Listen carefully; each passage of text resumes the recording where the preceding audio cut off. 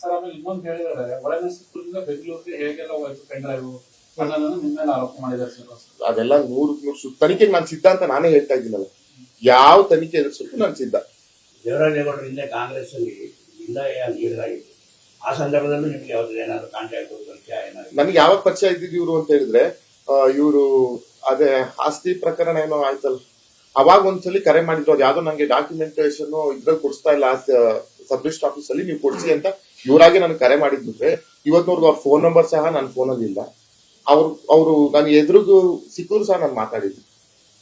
ಈ ಪ್ರಕರಣ ಸಂಬಂಧಪಟ್ಟಂಗೆ ದೇವರಾಜೇಗೌಡರು ಯಾವ ತಮ್ಮ ಭೇಟಿ ಮಾಡಿ ಫೋನಲ್ಲಿ ಮಾತುಕತೆ ನಡೆಸಿದ್ರ? ಈ ವಿಡಿಯೋ ಅಥವಾ ಇಲ್ಲ ಅವ್ರೇನೋ ಏನು ಹೇಳ್ತಾರಲ್ಲ, ಒಂದು ತತ್ವ ಸಿದ್ಧಾಂತ ಇಲ್ದ ರಾಜಕಾರಣಿನೋ ವಕೀಲರು ನನಗೆ ಗೊತ್ತಿಲ್ಲ. ಅವರು ಇಲ್ಲು ತಲ್ಲದ್ ನನ್ನ ಮೇಲೆ ಆರೋಪ ಮಾಡ್ತಾರೆ. ಆದ್ರೆ ನಾನು ಅವ್ರ ಮೇಲೆ ಆರೋಪ ಮಾಡಕ್ಕೆ ಇಷ್ಟ ಇಲ್ಲ. ಅವ್ರು ಯಾವತ್ತೂ ನನ್ಗೆ ಈ ವಿಷಯದಲ್ಲಿ ಮಾತಾಡಿಲ್ಲ.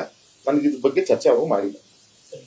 ಪುಟ್ಟರಾಜು ಅನ್ನೋರು ಶ್ರೇಯಸ್ ಪಟೇಲ್ ಸೇರಿ ಪೆನ್ ಡ್ರೈವ್ನ ಅವೆಲ್ಲ ಸುಮ್ಮನೆ ಸುಳ್ಳು ಹೇಳ್ತಾರೆ. ಏನಕ್ಕೆ ಅಂತ ಹೇಳಿದ್ರೆ, ಪುಟ್ಟಿಯಣ್ಣ ಅವರು ನಮ್ಗೆ ಒಂದು ಮಂಚೂರಿ ನಾಯಕರು ನಮ್ಮ ಒಳೇನ್ಸ್ಪುರ ತಾಲೂಕಿನಲ್ಲಿ. ಅವ್ರ ಹೆಸರು ಕಪ್ಪು ಮಸಿ ಬಳಿಯಕ್ಕೆ ಇವರು ಅವ್ರ ಮೇಲೆ ಹೇಳ್ತಾ ಇದ್ದಾರೆ. ಅದ್ ಬಿಟ್ರೆ ಅವ್ರ ವೈಯಕ್ತಿಕವಾಗಿ ಅವ್ರಿಗೆ ಈ ಚುನಾವಣೆಯಲ್ಲಿ ಗೆಲ್ಲಿಸ್ಕೋಬೇಕು, ನಾನು ಯಾಕಂದ್ರೆ ಈ ಒಳೇನ್ಸ್ಪುರ ಕ್ಷೇತ್ರ ಜವಾಬ್ದಾರಿ ನಾನು ಅವ್ರಿಗೆ ಕೊಟ್ಟಿದ್ದೆ. ನಾನು ಬೇರೆ ತಾಲೂಕು ಹೋಗ್ಬೇಕು ಅಂತ. ಅವ್ರು ಹಾಗಾಗಿ ಹಳ್ಳಿಯಲ್ಲಿ ತಿರ್ಗೋದು, ಹೋಬಳಿವಾರ ತಿರ್ಗೋಂತ ಅವ್ರಿಗೆ ಆ ತಲೆ ಬಿಸಿಲು ಅವ್ರಿದ್ರು. ಅವ್ರಿಗೆ ಯಾಕೆ ಬೇಕಿವೆಲ್ಲ? ಅದೆಲ್ಲ ಸುಳ್ಳು. ಅವರು 100% ಅದೆಲ್ಲ ಸುಳ್ಳು. ನಾನಂತೂ ಅದನ್ನ ಒಪ್ಕೊಳ್ಳೋದು. ಇನ್ನೊಂದು, ಈಗ ಹೋಟೆಲ್ ಹೆಸರಿಲ್ಲ ಹೋಟೆಲ್ ಅಥವಾ ಇನ್ನೆಲ್ಲೋ ಆಕಸ್ಮಿಕವಾಗಿ ಅಥವಾ ಈ ತರ ನಮ್ಗೆ ತೊಂದರೆ ಆಗಿದೆ ಅಂತ ಯಾರಾದ್ರೂ ಸಂತ್ರಸ್ತರು ತಮ್ಮನ್ನ ಯಾರು ಸಂಪರ್ಕ ಮಾಡಿದ್ರೆ? ಅದು ಹೇಳ್ತೀನಲ್ಲ, ನನ್ಗೆ ಕರೆ ಮುಖಾಂತರನಾಗಿರ್ಬೋದು, ವೈಯಕ್ತಿಕವಾಗಿ ಸಿಗ್ಗಾಗಿರ್ಬೋದು, ಯಾವ ಒಬ್ಬ ಸಂತ್ರಸ್ತರು ಮಾಡಿಲ್ಲ. 100% ಇದು ನಾನು ಅನ್ಅಫಿಷಿಯಲ್ ಆಗಿ ಮಾತಾಡೋದಂದ್ರೆ ಭಗವಂತ ನಾನೇ ಇದು ಶುದ್ಧ ಸುಳ್ಳು ನನ್ನ ಮೇಲೆ ಆರೋಪ ಮಾಡ್ತಾರೆ. ಯಾವ ಸಂತ್ರಸ್ತಪ್ಪ, ನಾನು ಸುಮ್ಮನೆ ಅವ್ರ ಮೇಲೆ ಯಾಕೆ ನನ್ನ ಸಂತ್ರಸ್ತರನ್ನ ದೂರ್ಬೇಕು? ಯಾರೊಬ್ರು ಅವ್ರು ಸಹ ಸಹಾಯ ಮಾಡಿ ಅಂತ ಯಾರು ಫೋನ್ ಮಾಡಿಲ್ಲ. ಆ ಹೋಟ್ಲು ಅದೆಲ್ಲ ಹಸಿ ಸುಳ್ಳು. ನಾನು ಇಷ್ಟು ಮಟ್ಟಿಗೆ ರಾಜಕಾರಣದ, ನಾನು ಇಷ್ಟು ವರ್ಷ ಆಯ್ತು ರಾಜಕಾರಣ ಬಂದು, ಹಿಂಗೊಬ್ರ ಮೇಲೆ ಇಷ್ಟು ದೊಡ್ಡ ಆರೋಪ ಸುಳ್ಳು ಮಾಡ್ತಾರೆ. ನನ್ಗೆ ಇದೇ ಫಸ್ಟ್ ಎಕ್ಸ್ಪೀರಿಯನ್ಸ್ ರಾಜಕೀಯದಲ್ಲಿ. ಅದು ಯಾರೋ ಇಂಥವ್ರು ಈ ಒಂದು ಸಣ್ಣ ರಾಜಕಾರಣಿಗಳಿಂದ. ಇವರು ರಾಜಕಾರಣಿ ಅಂತ ಒಂದ್ ಕಡೆ ಹೇಳ್ತಾರೆ, ಒಂದ್ ಕಡೆ ವಕೀಲ್ ಅಂತಾರೆ. ನನಗೆ ಕನ್ಫ್ಯೂಷನ್. ನಾನು ಹೇಳಿದ್ನಲ್ಲ, ಅವ್ರು ಯಾವ ಪಾರ್ಟಿಲಿ ಇದ್ರೆ ನನಗಂದ್ರೆ ಕನ್ಫ್ಯೂಷನ್ ಇದೆ. ಒಂದೊಂದ್ಸಲಿ ಒಂದೊಂದ್ ಪಕ್ಷದ ಪರ ಮಾತಾಡ್ತಾರೆ.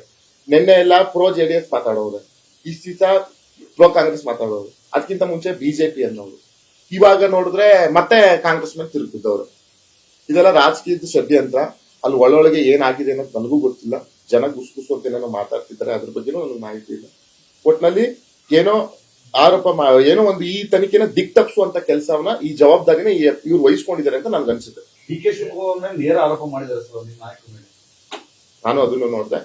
ಅದು 100% ಸುಳ್ಳು. ಅವರೇ 2ನೇ ಹಂತದ ಚುನಾವಣೆಯಲ್ಲಿ ಅವರು 25% ಗೆಲ್ಸ್ಕೋಬೇಕು ಅಂತ ಒಂದು ಪಣ ತೊಟ್ಟಿದ್ದಾರೆ ಮನೆ ಮುಖ್ಯಮಂತ್ರಿಗಳು. ಆ ಬಗ್ಗೆ ಗಮನ ಹರಿಸಿದ್ದಾರೆ. ಆಮೇಲೆ ಹಾಸನ ಕ್ಷೇತ್ರ ಚುನಾವಣೆ ಮುಗ್ದೋಗಿದೆ.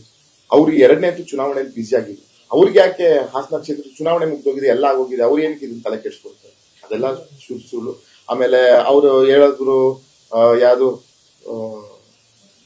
ತನಿಖೆ ಬಗ್ಗೆ ಏನೋ ಹೇಳ್ತಾ ಇದಾರೆ. ಯಾವ ತನಿಖೆಗಾಗ್ಲಿ ಸರ್ಕಾರ ನಿರ್ಧಾರಕ್ಕೆ ನಾವೆಲ್ಲ ಬದ್ಧವಾಗಿರ್ತೀವಿ. ಯಾವ ತನಿಖೆ SIT ಆಗಿರ್ಬೋದು, CBI ಆಗಿರ್ಬೋದು, ಇನ್ನೊಂದು ಸರ್ಕಾರ ತೀರ್ಮಾನ ಮಾಡಿದ್ರೆ ಅದು ಸರ್ಕಾರ ತೀರ್ಮಾನ ನಾವೆಲ್ಲರೂ ತಲೆ ಬಾಗ್ಲೇಬೇಕಲ್ವಾ? ಕರ್ನಾಟಕದ ನಮ್ಮ ಪ್ರಜೆ ಆಗಿ. ನ್ಯೂಸ್ ಫಸ್ಟ್ ನಿರ್ಭೀತಿಯಿಂದ ನಿಮ್ಮ ಪರವಾಗಿ.